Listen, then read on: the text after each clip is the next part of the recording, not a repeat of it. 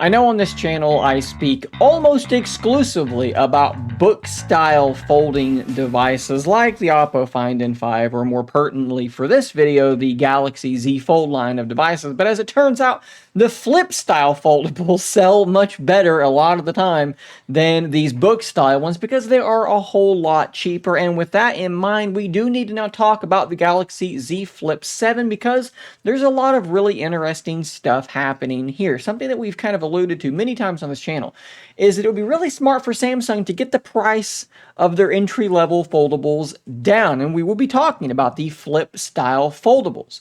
Right now, they start at around $1,000, $1,100. Getting it down below $1,000 would make a ton of sense, and it does seem as though that is what Samsung is preparing themselves to do. This is actually coming from Sammy Guru, who is a website, or it is a website that maybe you haven't heard of. I know I hadn't, but it was made in conjunction, or this post was made in conjunction with a known tech tipster OnLeaks.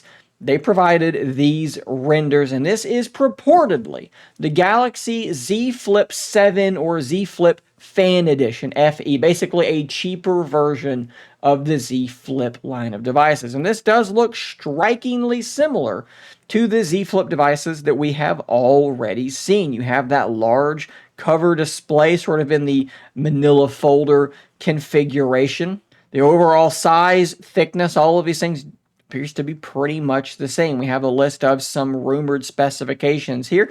A 3.4-inch cover display, a 6.7-inch inner display, sitting at about 7.4 millimeters thick. Here's what's interesting. It might be using an Exynos 2400E processor, basically a lower-end variant of an Exynos processor. There may not even be a Snapdragon variant for this device, which I think would be a little bit disappointing. Probably sticking with the same camera setup from the Z Flip 6, 50 megapixel primary, 12 megapixel ultra wide, launching with One UI 7, and then a price that is said to be affordable. I think one would have to assume they gotta try to get this thing under $1,000. That would make this thing a pretty interesting proposition, because again, it looks very similar to the Z Flip 6, just with a slightly stripped down processor, and that's really going to be about the only difference until you then look at the rumors for the Galaxy Z Flip 7. Now, this is coming from Android headlines, but also, again, in collaboration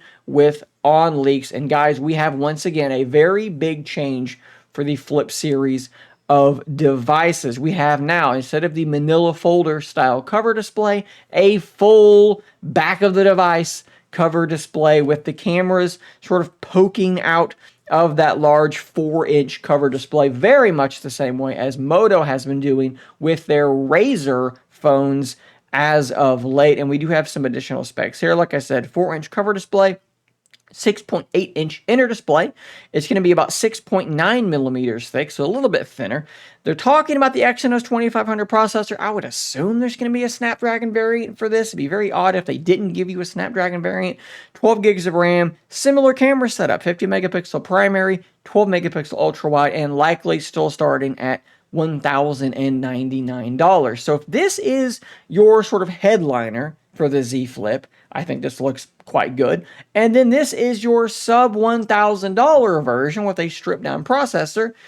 I think that looks pretty good too. And I think that this is absolutely something that Samsung has to do, because you could go on Amazon right now and grab the Moto Razr 2024, which looks remarkably similar to what we are describing right now, for $549. And this is not a renewed version, okay? This is just what you can get it for right now. $699 was the regular price. So yeah, look, Samsung does have a bit more sort of market appeal because of the brand name. But guys, I mean, they've got to compete with this. And again, let's go back to this one more time. So $999 and $699 is what Motorola was doing. So if they're $1099 and $799, maybe with the Samsung branding, they can get away with that. But it's going to still be close for a lot of people. They absolutely have to compete in this way. And I firmly believe that if they get that price down somewhere around this $699 mark, that there are going to be quite a few people who are going to say, man, I've always kind of wanted one of those flip phones, and for that price, I think I can actually justify going for it. When it's $1,100, $1,000, That's tough. And I think that we also, shouldn't underestimate just the effect of that number, $1,000. I think that there's just something about that number. It hits your ear wrong. It's like, man, $1,000, but suddenly $800 just doesn't feel like quite as much. There's a psychological trick there. So I think that this is probably a very, very smart move. But guys, I do want to hear from you.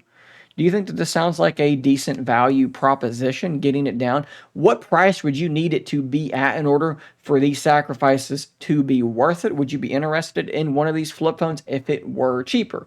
Let me know in those comments down below. Thanks for watching. Subscribe for more content just like this, and until next time, stay nerdy, my friends.